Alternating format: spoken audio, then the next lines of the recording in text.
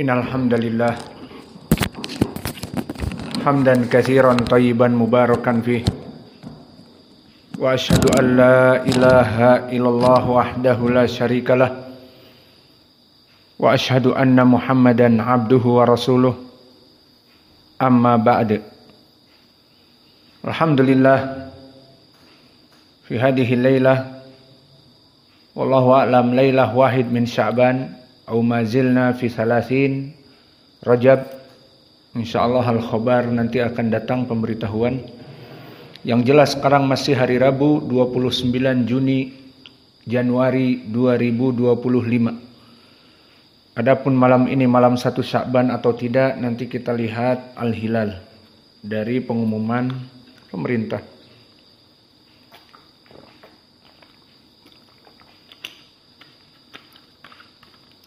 Maka pembahasan kita di petang ini dari kitab Umdatil Ahkam masuk kepada permasalahan yang baru setelah selesai dari permasalahan tolak dan permasalahan iddah bagi yang ditolak. Sekarang kita masuk kepada permasalahan ihdad al-mar'ah.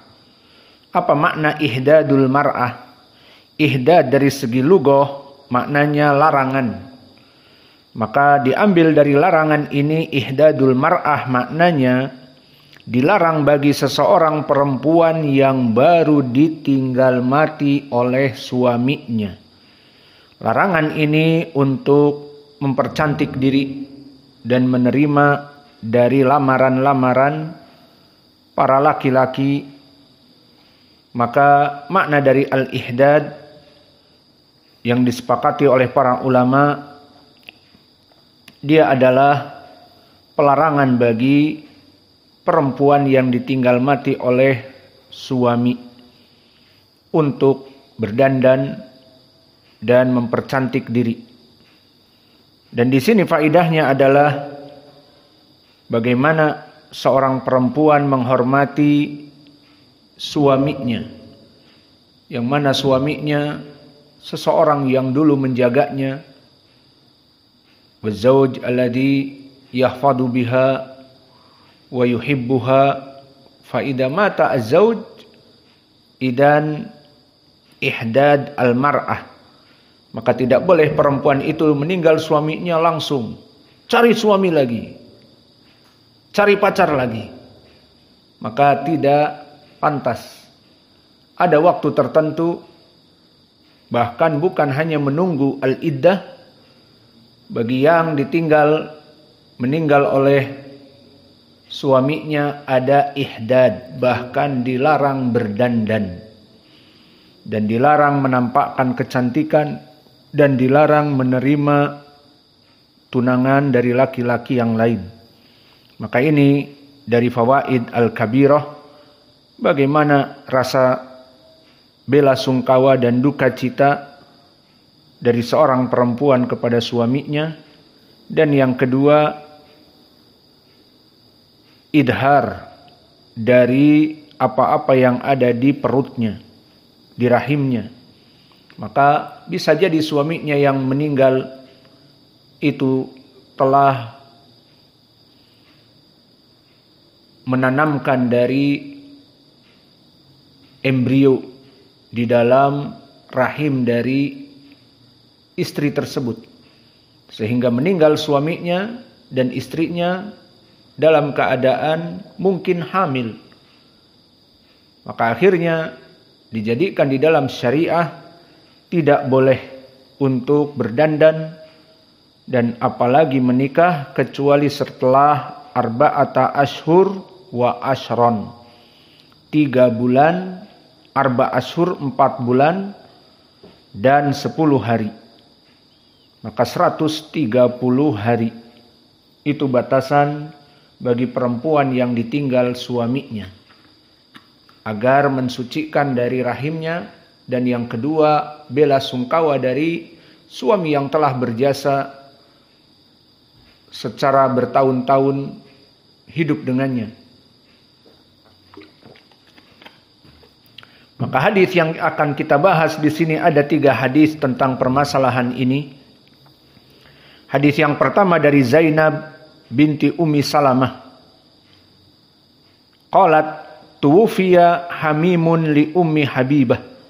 Makna hamim di sini qarabah. Maka telah meninggal qarabah dari Ummi Habibah. Dan siapa qarabah di sini? Di riwayat yang lain disebutkan bapaknya. Maka meninggal bapak dari Ummu Habibah. Siapa Ummu Habibah? Dan siapa bapaknya? Maka bapaknya dari Ummu Habibah adalah Abu Sufyan. Maka Nabi Muhammad SAW menikahi Ummu Habibah. Kemudian di saat meninggal bapaknya, fada'at bisufratin famasahat bidira'aiha. Maka akhirnya Ummu Habibah di saat meninggal bapaknya, dalam waktu tertentu, yakni setelah 3 hari, fada'at bisufrah. Makna sufrah di sini adalah kalau sekarang perlengkapan untuk kecantikan. Perempuan-perempuan di zaman now mempunyai box khusus perlengkapan kecantikan dari eyeshadow dan juga pemerah bibir dan juga wangi-wangian dari uturat dan selainnya. Maka di zaman dulu yang penuh kesederhanaan pun ada fada'at bisufratin famasahat bidira'aiha. Maka meminta untuk didatangkan dari alat-alat kecantikan, terutama dalam keadaan sederhana pada zaman dulu, wewangian dari tumbuh-tumbuhan dan sebagainya. Famasahat bidira'aiha. Kemudian masahat dengan dira' sampai kepada tangannya dari tumbuh-tumbuhan wangi-wangian tersebut. Sengaja dilakukan oleh sahabiah yang agung ini. Faqalat innama asna'u hada. Lihat bagaimana para sahabiah dulu menghidupkan sunnah. Maka aku sengaja mendatangkan di depan orang, di depan perempuan-perempuan setelah 3 hari meninggal bapaknya Abu Sufyan, dia sengaja mempercantik dirinya. Innama asna'u hadza li anni sami'tu Rasulullah sallallahu alaihi wa ala alihi wasallam yaqul la yahillu limra'atin tu'minu billah wal yaumil akhir an tuhidda ala mayyitin fawqa thalas. Tidak halal bagi perempuan yang beriman kepada Allah dan hari akhir untuk antahidda berkabung, berbela sungkawa dari seorang mayit dalam keadaan lebih dari 3 hari. Maka 3 hari ke atas tidak boleh. Dengan catatan apa? Illa kecuali ala zaujin. Kecuali jika suaminya. Maka suaminya arba'ata ashhurin wa asyra. 4 bulan dan 10 hari. Maka 4 bulan dihitung, anggap saja 30 hari atau 29 terserah. Yang jelas untuk mempermudah hitungan 30 hari kali 4 120 ditambah asyaron ditambah 10 berarti 130 hari. Maka 130 hari bagi yang berkabung ditinggal suami tidak boleh untuk melakukan perkara-perkara mempercantik diri. Namun di sini Ummu Habibah ditinggal bukan suaminya, tetapi yang meninggalkan dia adalah bapaknya Abu Sufyan. Maka dari kecerdikan sahabiah ini, maka dia ingin mengajari manusia dan menghidupkan sunnah Nabi. Maka dengan terang-terangan di depan para perempuan-perempuan yang berkabung juga, atas kematian keluarganya, tentunya bagi dia bapaknya, bagi yang lain mungkin kakeknya karena dia cucunya, bagi yang lain mungkin pak D-nya, pamannya dan yang lainnya. Yang jelas semuanya kerabat dan bukan suami. Maka di sini dengan sengaja Ummu Habibah radhiyallahu anha, ayo mana tempat untuk mempercantik. Fada'at bisufratin famasahat bidira'aiha. Maka dijadikan hinna ataupun wewangian tersebut kepada tangannya, menunjukkan bahwa Ummu Habibah mempercantik diri. Loh, kenapa? Lalu dia mengucapkan hadis. Haram, tidak boleh bagi perempuan untuk melaksanakan ihdad di atas 3 hari.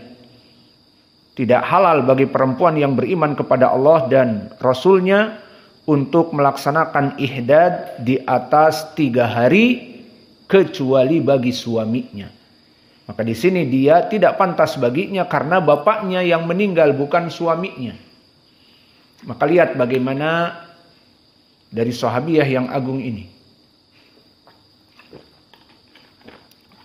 Maka yang bisa kita petik dari hadis ini barakallahu fikum, bahwa dilarang bagi seorang perempuan berkabung dan berduka cita jika dia itu ditinggal oleh selain dari suaminya di atas 3 hari. Namun di zaman now, antum mungkin melihat bagaimana awam. Meninggal bapaknya, meninggal ibunya di hari pertama, pada menangis, dan dia memakai make up, shadow, eyeshadow, bayangan mata, eyeshadow itu.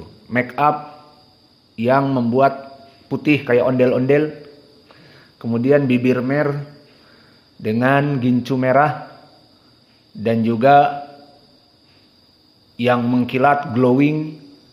Maka di hari pertama meninggal bapaknya, ibunya berdandan. Iya apa tidak? Dan ibu-ibu dari kerabat semua berdandan. Bahkan dengan pakaian-pakaian yang dia bawa yang paling indah. Maka kalau di zaman dulu mereka semuanya dalam keadaan pakaian yang mubahdalah, pakaian yang bau keringat. Di zaman Nabi di sini yang diinginkan dan menjauhi dari mempercantik diri, maka Ummu Habibah mendatangkan mana? Aku mau mempercantik diri. Disengaja karena tidak boleh lebih dari 3 hari untuk membuat dirinya seperti itu. Karena mereka mempunyai suami. Mereka adalah istri-istri. Maka tidak boleh. Adapun di zaman now kebalik. Justru mulai dari hari pertama maka meninggal bapaknya akan dikunjungi oleh orang-orang yang banyak, maka mempercantik diri. Meskipun punya suami, meskipun suaminya ada, maka tetap melaksanakan tabarruj. Inilah di zaman now, padahal mereka kaum muslimin. Maka di dalam hadis ini tahrimul ihdad alal mayyit aksar min salasati ayyam. Tidak boleh melaksanakan ihdad, berkabung dari perempuan-perempuan sehingga menggunakan pakaian yang tidak pantas, maksudnya kotor, dan juga tidak menggunakan kecantikan-kecantikan di wajahnya dan badannya, tidak harum dan seterusnya. Itu tidak boleh lebih dari 3 hari. Jika yang meninggal saudaranya, bapaknya, kerabatnya, ibunya, anaknya. Namun jika yang meninggal suaminya memang harus seperti itu. Maka lihat bagaimana hadis di sisi lain dan kehidupan para perempuan-perempuan di zaman now di sisi lain. Maka di hadis mereka dalam keadaan berkabung, dilarang 3 hari berkabung dalam keadaan tidak menggunakan kecantikan, ini yang dilarang. Dan di zaman now justru mereka dalam keadaan berkabung dan tetangga-tetangga para datang, orang-orang jauh berdatangan, bela sungkawa, ada yang membawa bunga, floris yang tertulis turut berduka cita perusahaan PT Fulan Ibnu Fulan turut berduka cita, bank 3 huruf, 4 huruf dan seterusnya, maka datang tamu-tamu dari luar, tamu-tamu teman ayah kita, maka mereka berdandan. Maka kebalik kehidupan bagaimana di zaman now dan bagaimana di zaman dulu. Maka di dalam hadis ini juga dijadikan wujubul ihdad al-mar'ah, bahwa wajib bagi perempuan yang ditinggal suaminya dalam keadaan 4 bulan 10 hari. Dan faidah juga bolehnya melaksanakan ihdad, namun dibatasi hanya 3 hari jika dari kerabat. Maka inilah dari hadis yang pertama, dan faidah yang bisa kita ambil juga bagaimana dulu para sahabiyah, mereka ingin menghidupkan sunnah dan menyebarkan dakwah. Maka didapati pada hari yang ketiga, kebanyakan dari para perempuan masih bersedih dan menjauhi dari mempercantik diri. Padahal yang meninggal bukan dari suaminya, hanya sekedar kerabat. Maka di sini Ummu Habibah, faidahnya di sini menghidupkan sunnah untuk menjelaskan dakwah, bagaimana dia dengar hadis dari Nabi. Dan faidah yang bisa kita petik di sini juga, selain semangat Ummu Habibah, ini menjadi pendalilan dari para istri Nabi ataupun para perempuan-perempuan sahabiyah. Sebagian mendengar hadis dari Nabi dan sebagian tidak mendengar. Namun bagi yang tidak mendengar, diberitahu oleh yang mendengar, maka mereka mengikutinya. Maka Ummu Habibah mendengar dari Nabi. Tapi perempuan-perempuan sahabiyah yang lain, apakah mendengar dari Nabi? Mungkin tidak mendengarnya karena tidak hidup dengan Nabi. Tapi istri-istri Nabi duduk. Paling sedikit giliran dia dengan Nabi, duduk dengan Nabi 1 hari, 2 hari, seperti kita giliran. Maka duduk bersama istri kita. Nah di sini dari Aisyah, Ummu Salamah, Hafsah, Ummu Habibah, semua istri-istri Nabi duduk dengan Nabi, mendengarkan hadis dari Nabi.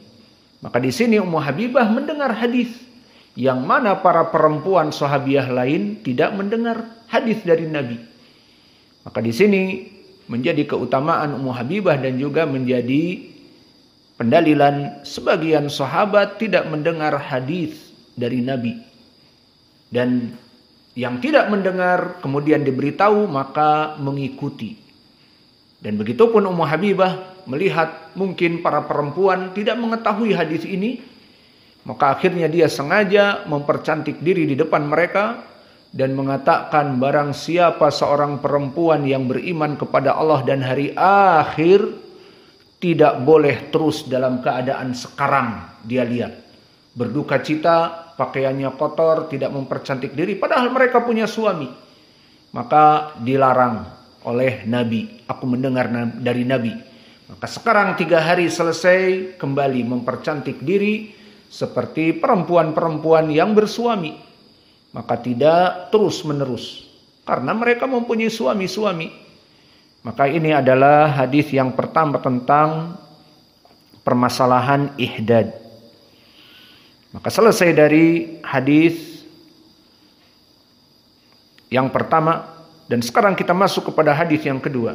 An Ummu Atiyah radhiyallahu anha, anna Rasulullah sallallahu alaihi wa ala alihi wasallam qala, la tuhiddu al-mar'ata ala mayyitin fawqa thalathin illa ala zaujin arba'ata ashhurin wa ashron. Maka di sini lafadznya sama, namun berbeda kisah. Kalau tadi kisahnya Ummu Habibah meminta sufrah untuk mempercantik diri, maka di sini Ummu Atiyah meriwayatkan tidak boleh seorang perempuan yang ditinggal mati oleh kerabat untuk berbelasungkawa menjauhi kecantikan, menjauhi untuk mempercantik diri dan terus melaksanakan rasa duka di atas 3 hari tidak boleh. Ini lafaz dari Ummu Habibah. Kecuali kepada suaminya. Maksudnya jika yang meninggal suaminya maka dalam keadaan 4 bulan 10 hari.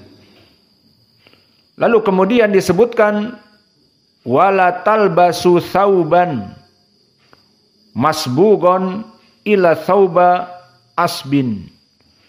Maka maknanya di sini kita akan masuk kepada contoh-contoh dari apa yang dilarang bagi mereka orang-orang perempuan-perempuan yang ihdad. Jadi di sini penjelasan lebih menjelaskan kepada kita bagaimana dari keadaan perempuan-perempuan yang ditinggal oleh kerabat ataupun bahkan oleh suami agar menjauhi perkara-perkara tersebut. Perkara-perkara ini pertama, wala talbasu thauban masbugon ila thauba asbin. Maka yang pertama adalah tidak boleh menggunakan pakaian yang masbug, kecuali thaubi asbin.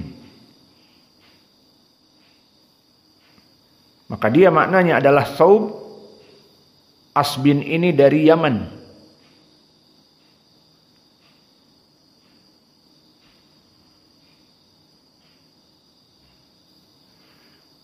Maksudnya adalah pakaian yang berwarna kecuali thaub asbin. Maka thaub asbin di sini memang tidak berwarna. Maksudnya menggunakan pakaian-pakaian yang indah. Pakaian-pakaian yang sangat indah. Maka tidak menggunakan pakaian tersebut. Kemudian wala taktahil, tidak boleh menggunakan kuhl. Apa itu kuhl? Kuhl adalah celak mata. Dan permasalahan kuhl ini adalah perhiasan dari perempuan. Dan kita selama ini menikah dengan Arab, maka perempuan-perempuan Arab banyak menggunakan kuhl ini seperti di dalam hadis ini. Wala taktahil, dilarang untuk menggunakan celak mata. Maka celak mata adalah dari keindahan perempuan dengan menggunakan celak. Dan itu kebiasaan dari Arab. Adapun di Indonesia mungkin jarang antum melihat kakak-kakak kalian atau emak-emak kalian menggunakan celak, jarang.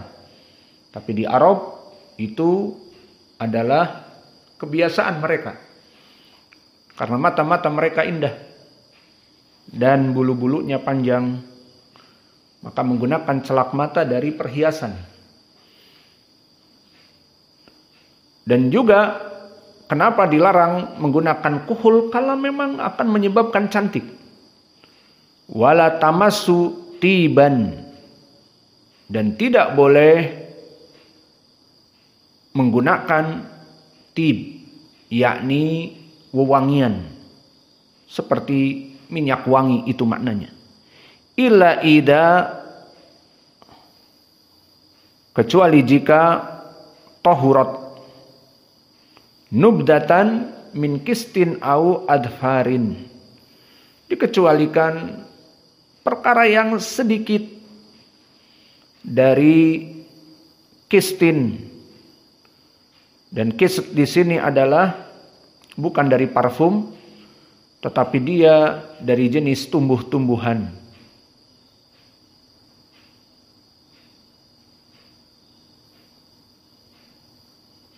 Maka di sini tidak apa-apa jika sedikit.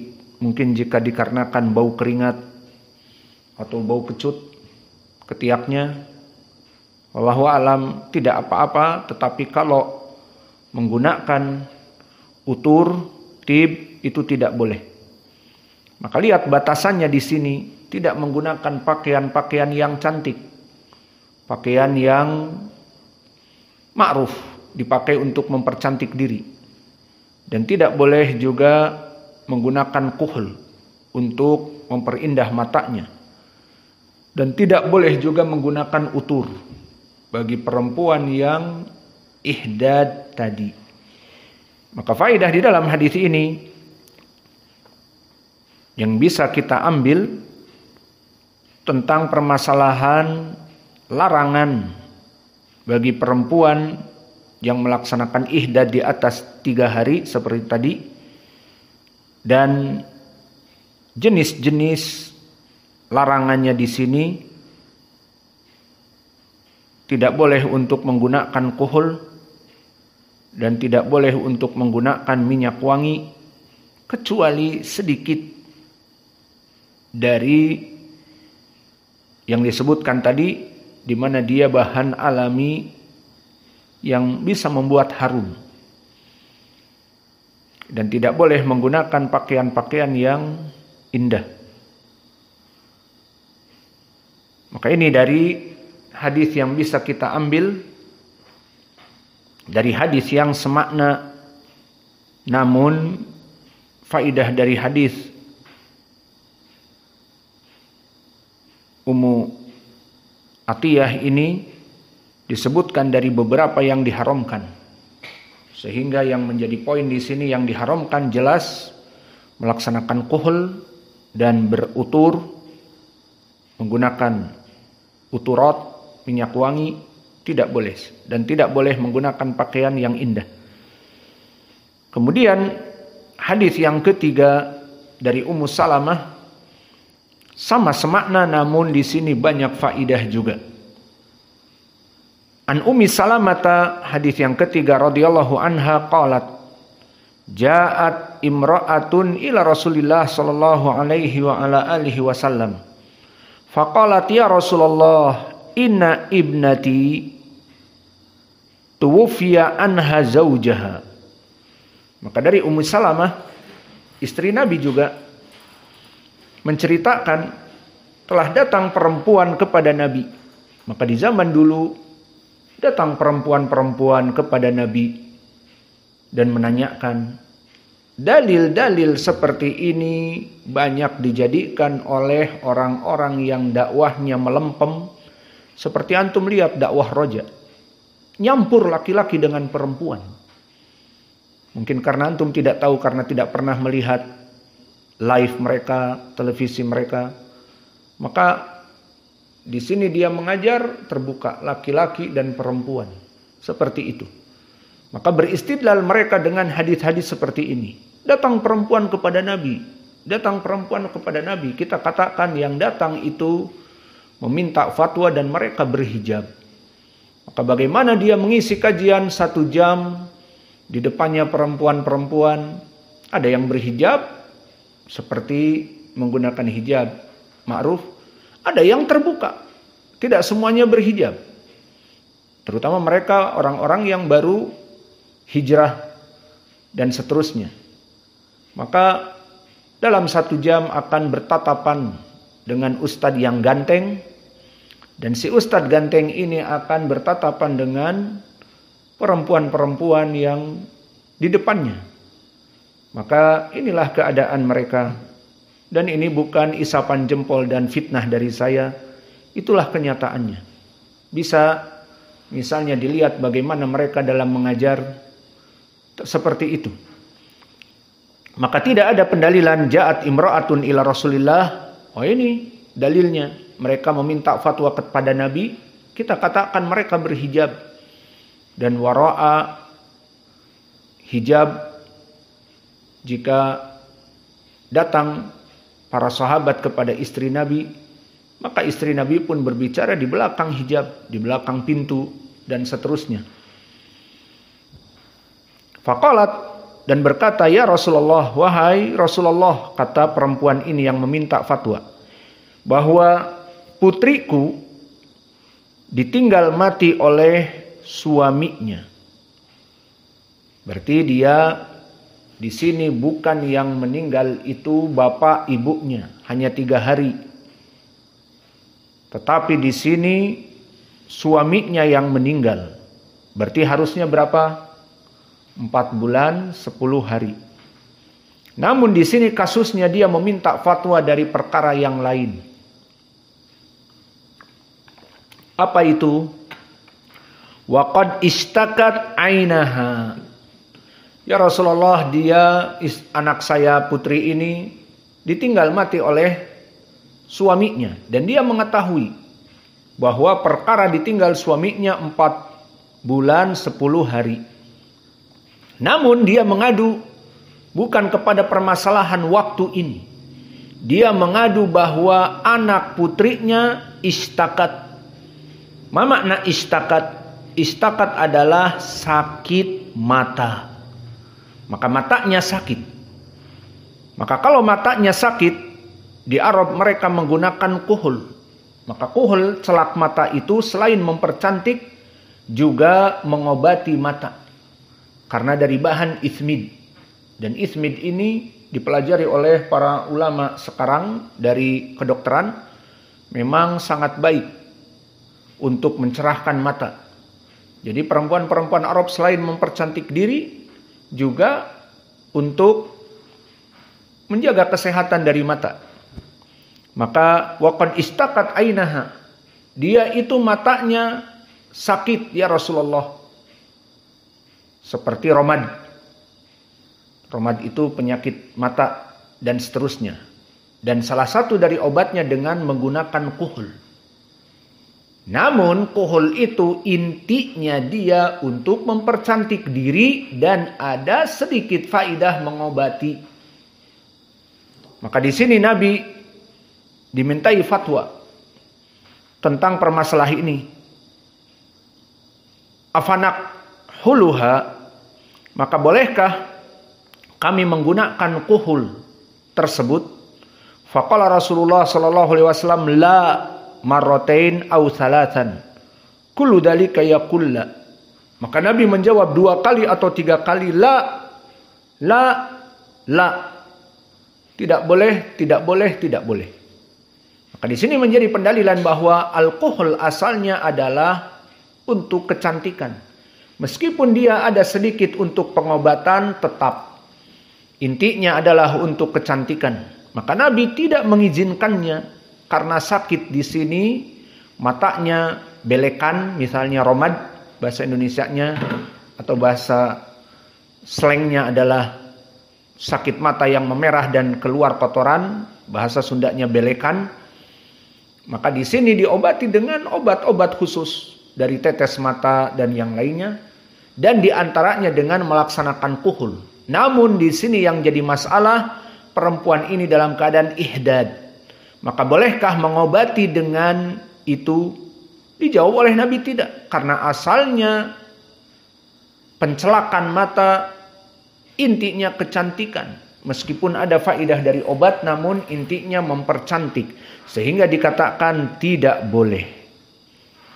Kemudian berkata, innama hiya arba'atu asyurin wa asyrun. Adapun bagi dia tidak boleh mencelak mata sampai 4 bulan 10 hari. Ini dia fatwa dari Nabi tentang perempuan yang meminta diizinkan untuk putrinya mencelak mata karena sakit. Istakat maknanya sakit mata. Maka jawaban Nabi tetap tidak boleh, tidak ada dikatakan darurah. Karena apa? Karena celak mata intinya yang misalnya 80%, 90% untuk kecantikan. Pengobatan hanya sambil jalan saja, mencegah itu juga. Adapun yang matanya merah, istakat maknanya merah dan keluar kotoran setiap saat di pojok-pojok mata dan gatal, maka itu ada obatnya khusus. Dan obat khusus di sini tidak hubungannya dengan mempercantik diri. Seperti meneteskan obat. Kalau alam di zaman dulu, di zaman Nabi, bagaimana pengobatan mata? Yang jelas Nabi tidak mengizinkan karena dia bukan obat 100%, 99% bukan. Dia hanya sambil lewat. Namun intinya 100% dia mempercantik diri. Maka dilarang oleh Nabi. Kemudian Nabi menjelaskan bahwa keringanan ajaran Islam yang jadikan pada perempuan kaum muslimin itu masih lebih baik dan lebih mudah dibanding perempuan-perempuan di zaman jahiliyah. Disinilah lafaz yang akan kita jelaskan bagaimana orang-orang jahiliyah dulu. Jika ditinggal suaminya, maka para perempuan ini dalam keadaan terhina. Maka terus terang ya ibadallah, di zaman jahiliyah, terutama I'm sorry, bahwa di Arab itu wanita terjajah, terutama sebelum Islam. Maka banyak dari hukuk-hukuk an-nisa yang dikurangi. Di antaranya sekarang, di saat meninggal suaminya, maka kehidupan yang buruk akan berjalan baginya selama 1 tahun. Nanti akan kita jelaskan. Maka kita jelaskan baru adzan sedikit. Maka di sini barakallahu fikum, di zaman jahiliyah dulu kata Nabi, wa qad kanat ihdakunna fil jahiliyah tarmi bil ba'rah ala ra'sil hauli. Maka anti kepada ibunya di sini yang merasa kayak kok nggak diizinkan untuk melaksanakan kohol, kan sakit. Maka tetap tidak boleh kata Nabi. Nah, Nabi mengingatkan bahwa dulu di zaman jahiliyah perempuan-perempuan yang ditinggal oleh suaminya itu dalam keadaan kehinaan, dilempari oleh kotoran unta, dalam keadaan menunggu 1 tahun. Lihat bagaimana kehidupan orang-orang di zaman jahiliyah. Faqalat Zainab, maka di sini ditafsirkan oleh Zainab, di saat Nabi mengatakan seperti tadi, anti tidak ingat bagaimana kehidupan jahiliyah bagi perempuan-perempuan yang meninggal suaminya itu dilempari dengan kotoran unta dari adat istiadat mereka. Nah, di sini penjelasan Zainab. Faqalat Zainab, kanatil mar'atu idza tuwfiya anha zaujuha dakhalat hifsan. Bahwa perempuan di zaman jahiliyah jika meninggal suaminya, miskin, suaminya meninggal, bukannya dia hidupnya dalam keadaan sudah ditinggal suami sedih, malah ditambah penderitaan. Apa? Dalam waktu 1 tahun, dia akan dimasukkan hifsan. Hifsan itu bagaikan ruangan yang sempit, seperti kandang kambing. Kandang gajah mending gede. Ini kandang kambing. Jadi si perempuan ini ditinggal suaminya harus masuk ke situ. Walabisat syarri thiyabiha, menggunakan pakaian yang paling buruk, pakaian yang paling jorok, paling kotor, paling compang-camping. Walam tamastiban, dan selama itu tidak boleh menyentuh minyak wangi. Wala syai'an hatta tamurru 'alaiha sanah, dan tidak boleh diberikan apa-apa seperti kolonyet ataupun biar ketiaknya tidak kecut dalam waktu 1 tahun. Lihat, dimasukkan ke ruangan khusus, ruangan seperti kandang kambing atau kandang unta, lumayan. Kemudian duduk di sana kehidupannya dan diberikan pakaian yang paling kotor. Kemudian tidak boleh menggunakan utur dan yang lainnya. Pokoknya bau ketiak sudah. Kemudian berjalan 1 tahun. Terbayang 1 tahun. Bisa seperti itu perempuan sekarang 1 tahun. Hidup di kamar seperti kambing, kamar hewan khusus dibuat di rumahnya. Jadi dia tidak membersihkan rumah, masuk ke kamar sini, kamar sana. Tidak. Hidupnya seperti itu. Dan menggunakan pakaian yang kotor. Dan bau keringatnya tidak boleh sama sekali dalam setahun tersentuh dari deodoran ataupun mandi. Wallahu alam bagaimana kehidupannya. Summa tu'ta bidabati himarin au tairin au syah fataftaddo bihi. Maka kemudian didatangkan ke tempat dia yang berbentuk kandang itu himar. Keledai. Jadi dimasukkan keledai bersamanya. Kebayang keledai berak bla bla bla. Au tair atau burung. Kalau alam bagaimana burung hidup dengan dia? Burung apa? Ausyah atau embek. Jadi kebayang di ruangan yang sempit, pakaiannya seperti itu. Hidup lagi sebelahnya keledai. Hidup lagi sebelahnya kambing.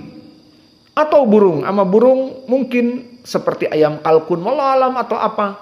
Yang jelas burung kif hidup dengannya. Tidak terbang atau gimana. Fataftaddu bihi. Kemudian dia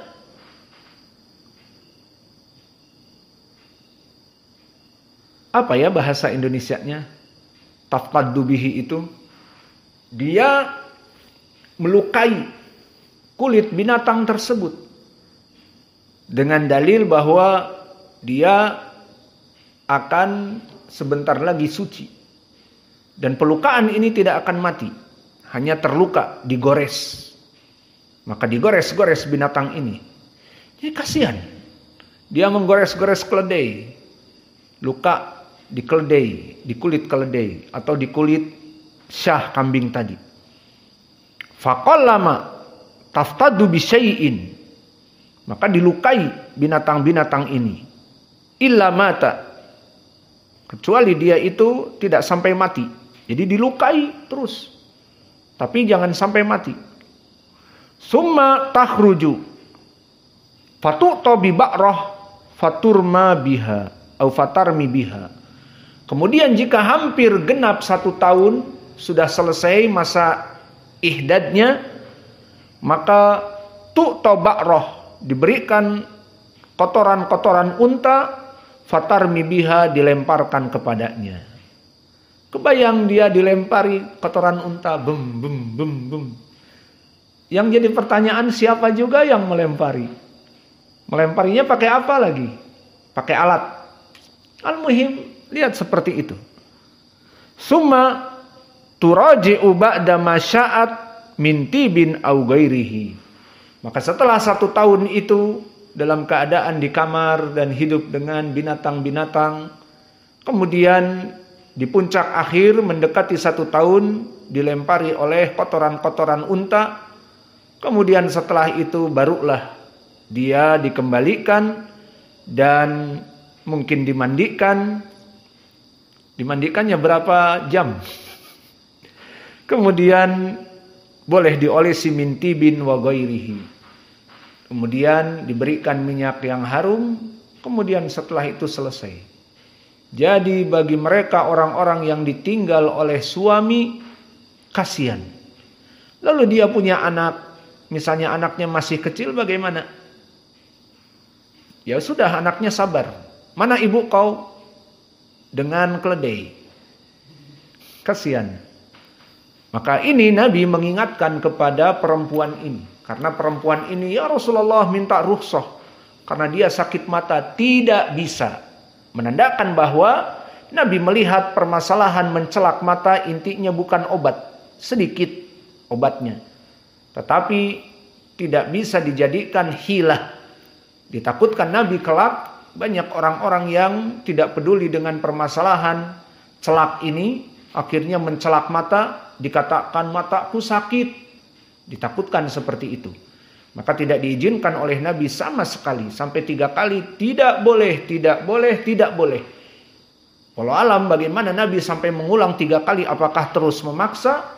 Kemudian Nabi di dalam hadis ini mengingatkan.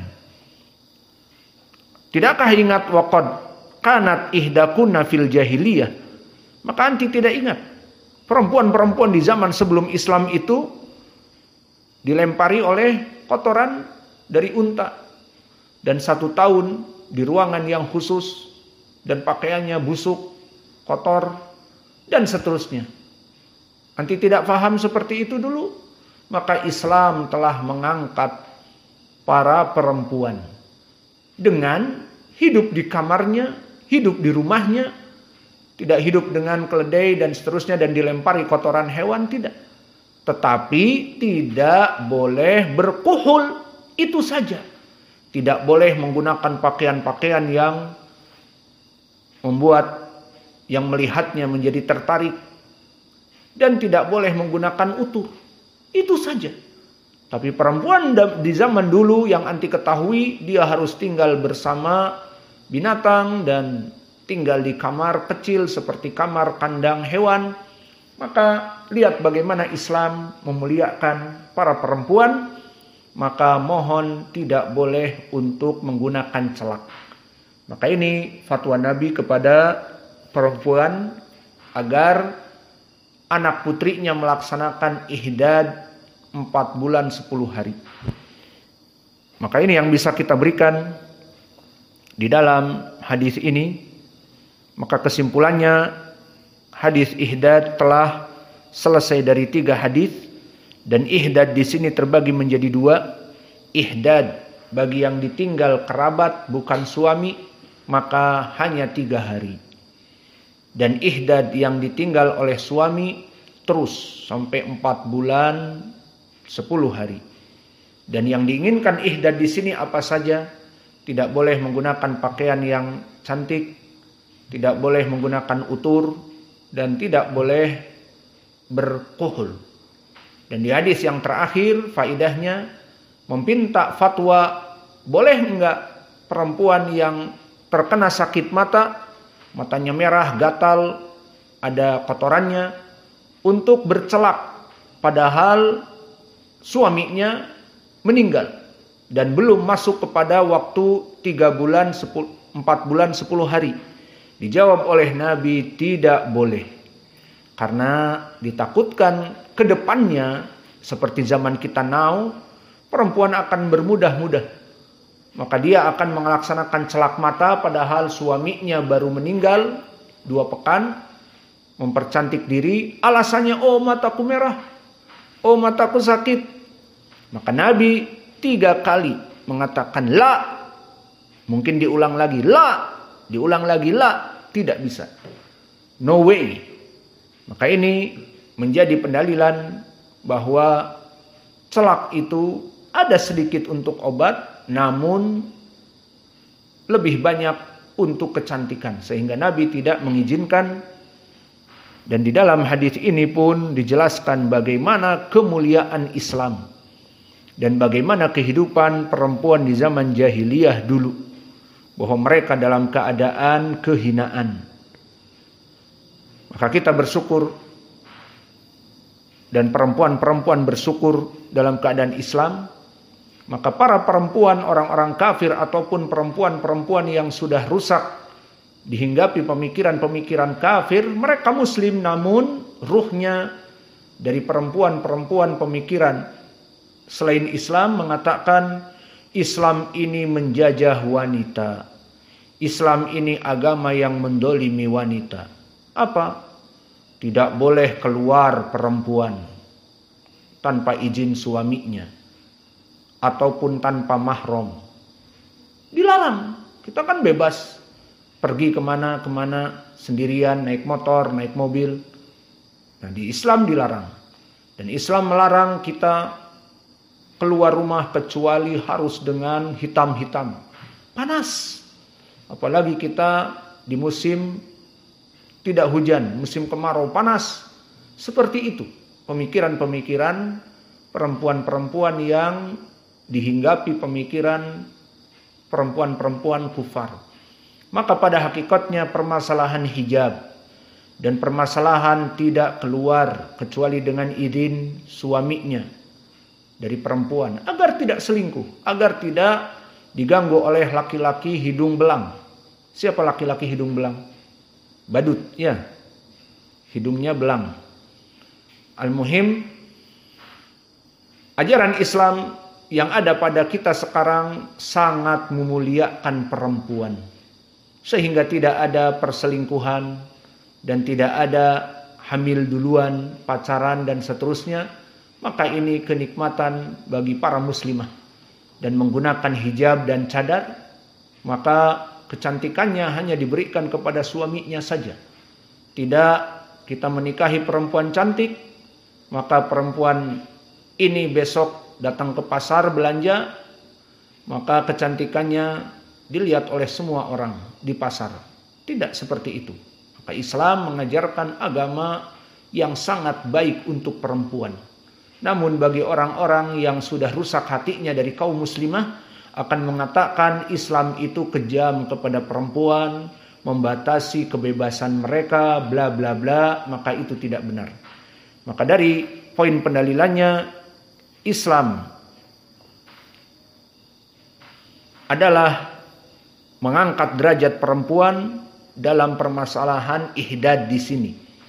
Maka ihdad yang diceritakan oleh Nabi kepada perempuan bukanlah anti mengingat bahwa perempuan yang melaksanakan ihdad di zaman jahiliyah dilempari oleh kotoran unta. Nah, ditafsirkan oleh Zainab bahwa dalam waktu 1 tahun dimasukkan kepada ruangan khusus, memang khusus untuk perempuan-perempuan yang duka cita, maka di rumah itu ada kamar-kamar ini. Kemudian dimasukkan dengan binatang dan melukai binatang-binatang tersebut sampai tidak mati, kemudian dikeluarkan. Kemudian dalam keadaan 1 tahun dalam keadaan bau busuk buruk,